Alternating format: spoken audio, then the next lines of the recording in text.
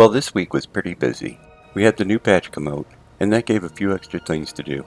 First up, we had the battle for Gilnean, and even though it was pretty short, it was fun.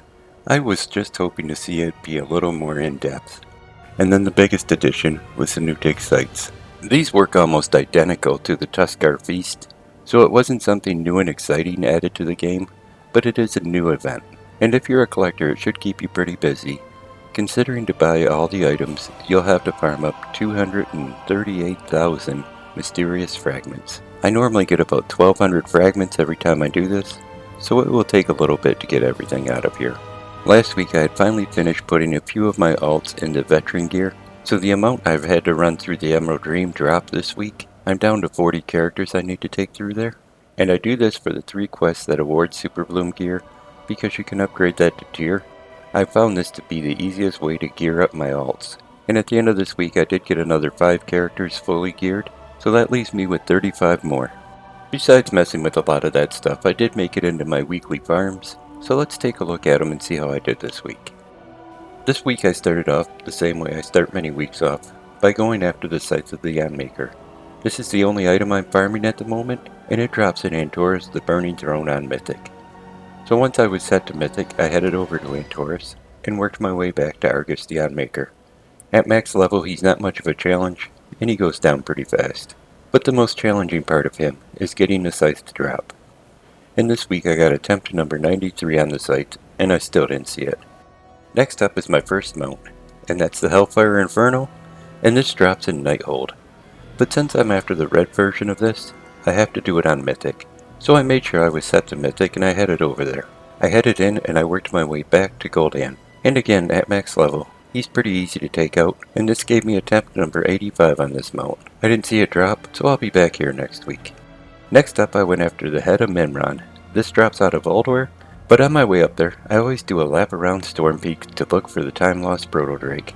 I don't ever see him, but it doesn't hurt to look. Once I did make it to the raid, I headed in and I worked my way back to Yogg-Saron.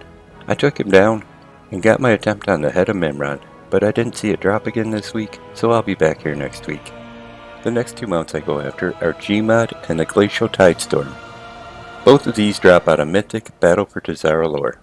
Normally I just head in a group finder and find a group that's doing this on Mythic. Once we have a group, we head in, and first up on our list is High Tinkerer Mechatork. He'll drop the G.M.O.D mount. This week I didn't have any luck seeing it, so I'll have to come back here next week. But I have seen a few people get this since I started farming it, so it doesn't seem like it's going to be all that hard to get. After G.M.O.D we head back to Jaina Proudmoore. She drops the Glacial TideStorm. And as long as you have 6+ people in your group, this isn't too bad to do. With her kill this week, I got attempt number 19 on the mount. I didn't see it drop, so I'll have to come back here next week. Hopefully, I'll have a little better luck on it then. Finally, the last farm I'm actively farming is for the Mechagon Peacekeeper. This drops in Operation Mechagon on Mythic difficulty. But I do this one just a bit different. I do this as a multi-character farm, and if you're not sure what that means, it's where I take 13 characters every week till the same instance or raid until I see the item or mount I'm farming drop. So let's take a look and see how I did this week.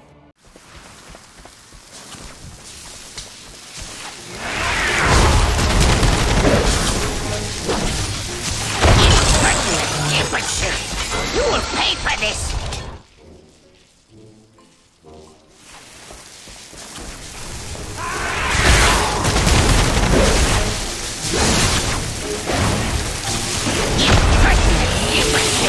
You will pay for this!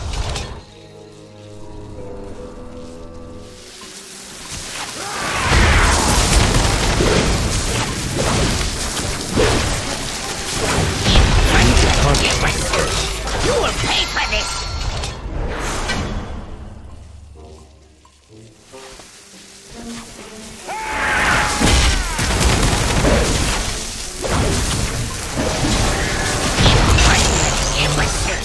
You will pay for this!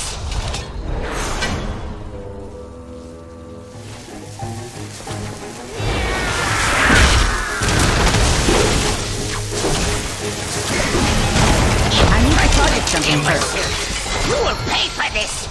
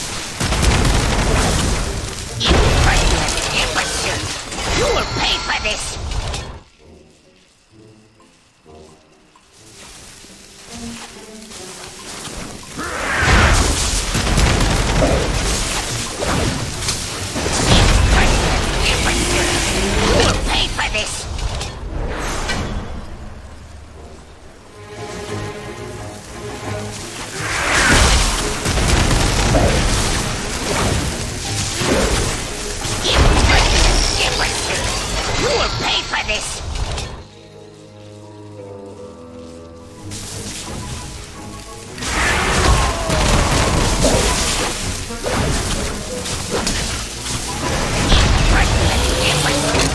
You will pay for this!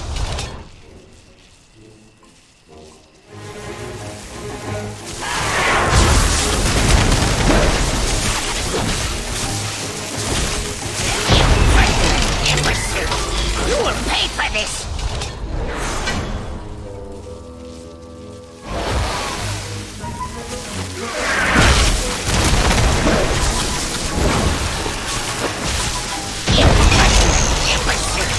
You will pay for this!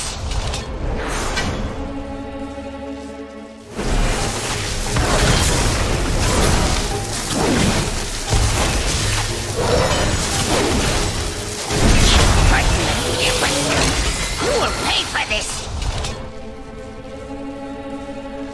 There we go, 163 attempts and still no mount. This one's being a little bit on the stubborn side, but I'll keep hacking away at it. Sooner or later I'll get it. So even though this week I didn't have any luck in my farms, the new patch did hit, and that did offer me a few new mounts. The first one I got was the Gilnean Prowler. This is a white fox, and you get it when you complete the Gilnean quest line, so anyone that does this should have this mount. Next up was the Clayscale Hornstrider. This you'll get out of Trader's Rest in Azure Span, once you open up the Big Dig. It'll be a drop, but it drops pretty quick. And the last one I got was the Explorer's Stonehide Packbeast. This is a bot mount that will run 20,000 mysterious fragments. So as long as you do a few big digs down at Trader's Rest, you should be able to get this in a few days. And if you're wondering, this week I'm wearing the Celestial Observer's Ensemble. This was an in-game shop Transmog item, and the price on it was $20. I'll normally grab this kind of stuff, but I usually grab a couple tokens to pay for it. But unless you make quite a bit of gold every month, this may not be an option for you. So it boils down to just if you think it's worth it or not. I know personally I haven't used this set as a transmog, so I probably could have saved a couple tokens for something a little better.